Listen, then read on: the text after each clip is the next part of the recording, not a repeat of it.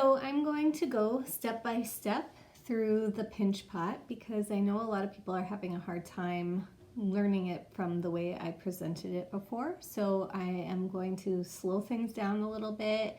Instead of speeding up the video, I'm just going to go through each step as I would do it. So go get your clay and work with me.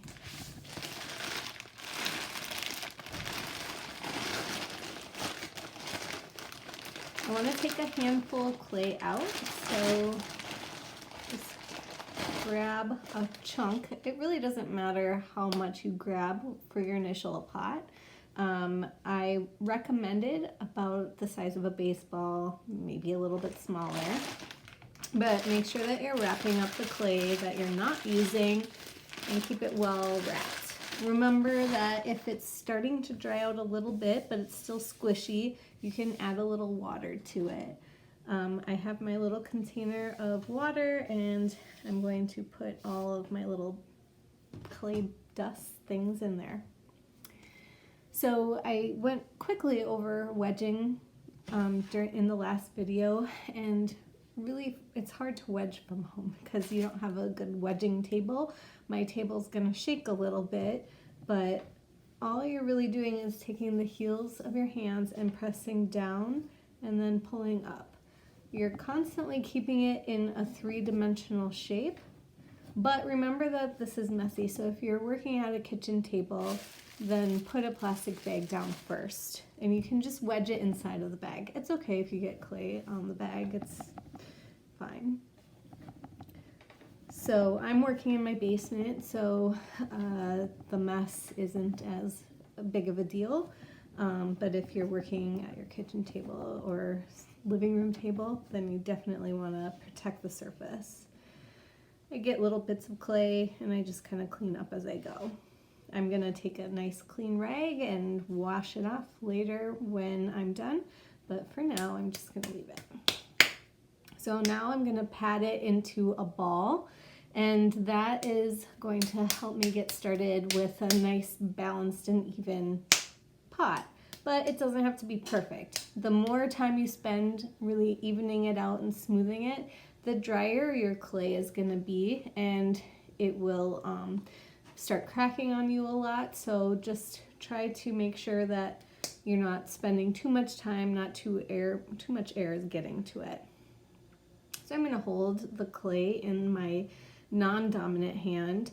So I'm right-handed and I want to be pressing and working with my right hand. So I'm holding the clay in my left hand and I'm going to press my thumb, the flat of my thumb like this, into the clay and about a ½ inch or so from the palm of my hand. So I didn't go all the way through, my thumb is on the inside, and then I'm going to start evening out the opening. So I'm going to pinch and turn just to make that initial opening and the wall thickness as close to even as possible, because as I keep pinching and turning, I'm going to keep pressing and evening out the thickness of the clay. So I'm using the pad of my thumb on the inside and my 4 fingers on the outside to support it. So press, pinch, turn. And anytime you feel a bump or a lump, try to even it out. If you're pressing too hard or putting too much pressure on it where you're getting really thin right away, you want to ease up on the pressure to make sure that you're not gonna go through, or you could be creating more texture. This is a really kind of slow process. You want to really take your time in the beginning, and you only want to work on the bottom part right now. So I'm just pinching on this bottom part and trying to even out the wall thickness. And I'm, as soon as I am there, I'm gonna slowly move up the wall. So little bits at a time. You don't want to work on the outside or the top right away because it'll be really hard to get to the bottom. You'll end up with a really thick and heavy bottom, and our goal here is to have it thinner. So that will help make it bigger, not as heavy, and it'll just look really nice. So keep pinching, turning, and as it's starting to thin on the bottom, I can show you where I'm at right now. It's like about that thin on the bottom. So now I'm working on the middle part, which is about that thin. And the top is like that thick. So as we move up, it will even out.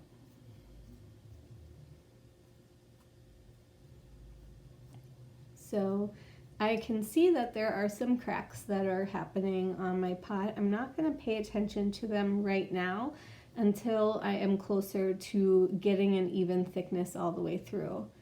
Even when I do get all of the walls even and thick and thinner, I'm still going to keep pinching and thinning them out.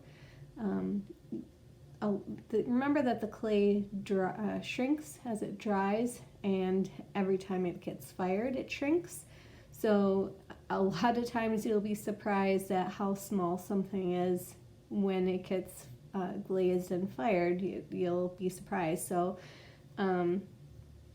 just try to make things bigger than what you actually want them to be, and it will help maintain the size that you're expecting.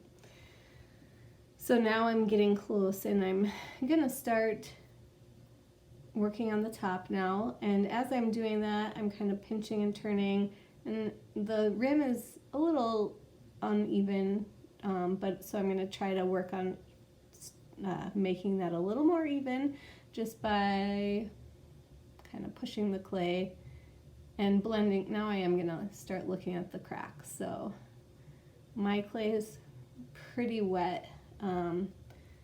It's very, very plastic. So maybe even a little too wet. Maybe I added a little too much water, but it's okay. It's still usable. So where I'm at right now, the wall thickness is pretty even. There are a lot of bumps and lumps, so I'm gonna keep working on it, but the wall thickness is about that thick. So what I could do to help with the shape a little bit is place it upside down, and this will help even out the rim. So I'm going to put this right in front of me and start pressing down, so that's going to help flatten the rim. And then I'm also going to try to make sure that it's balanced. So I want to make sure it's nice and round, so I just push it upside down and start kind of running my fingers in like a circle.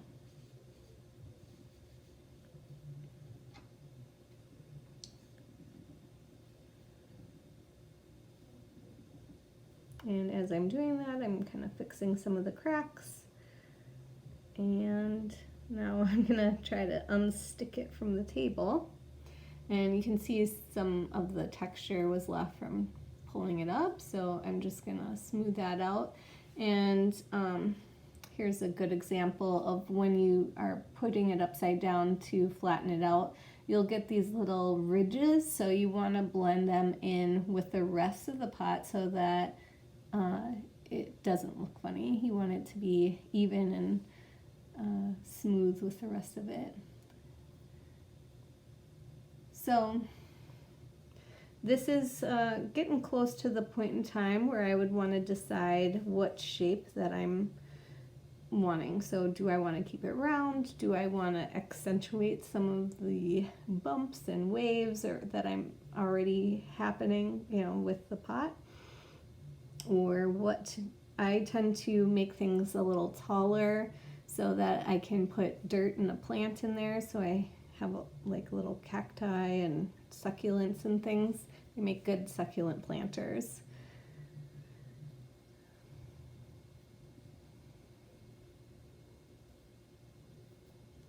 So I'm just going to keep going, thinning and evening the walls. And I'm also, I've never put my pot down.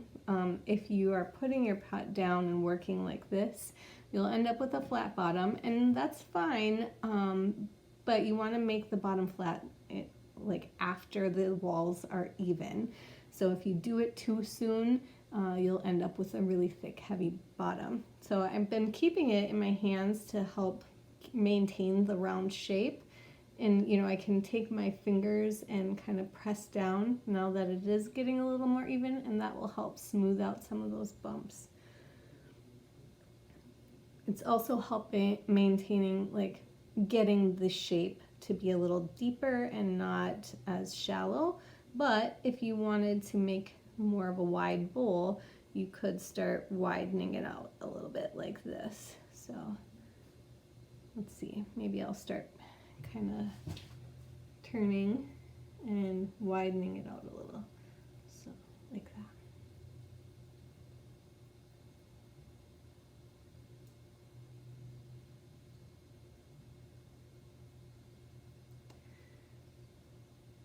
I got a little thin spot, so I'm going to try to push it back together and blend.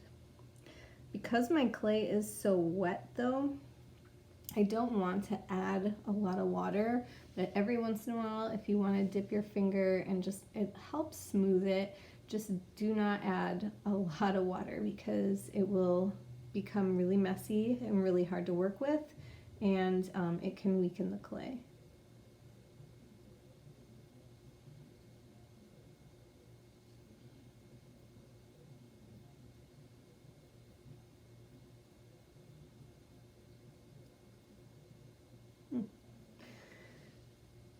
So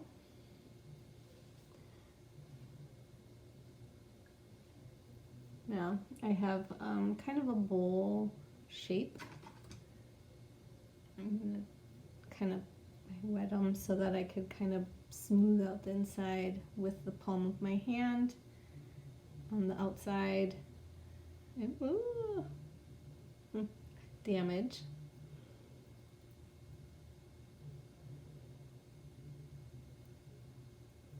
The point of doing this and learning about pottery at this point in time, I think, is to try something new. Don't get super stressed if if your projects are not looking like mine or like the ones that you're seeing online. But I do want to stress that you need to be working on this every day. I know it's hard to get to sometimes, but you should be thinking about having pottery class for 45 minutes. It's just with that 45 minutes that you can go work on some projects. I know the earlier assignments were not as project-based. Most of what we're going to be doing are working on creating things. So I'm trying to help you get kind of a different aspect of school, I guess.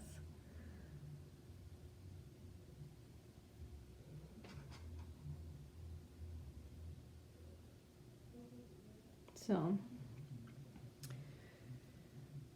it's a little uneven. I think what I'm going to do at this point in time is let it sit out for a little while to get a little bit more stiff, not quite leather hard, so that I can really kind of adjust some of these waves and bumps and cracks and stuff.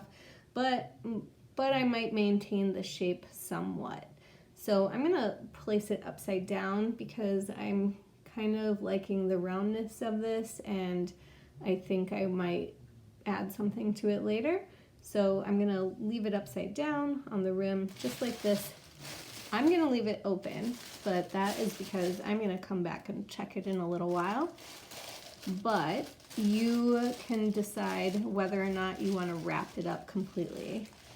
So if you do want to wrap it up and come back to it later, and yours is super wet and you want it to be somewhat leather hard like I do, if I wasn't going to go, right to it, I would probably wrap it loosely, but still so that not a lot of air is getting to it. So it's not like before where I was letting the clay touch the surface.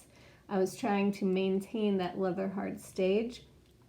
And so the clay was a lot drier and it risked getting drier and drier. So right now it's super wet and I want it to get a little drier so that I can keep working on it. I hope that helps, and I will talk to you soon. Come to the meeting, let me see what you're working on, and I'll talk to you later. Bye-bye.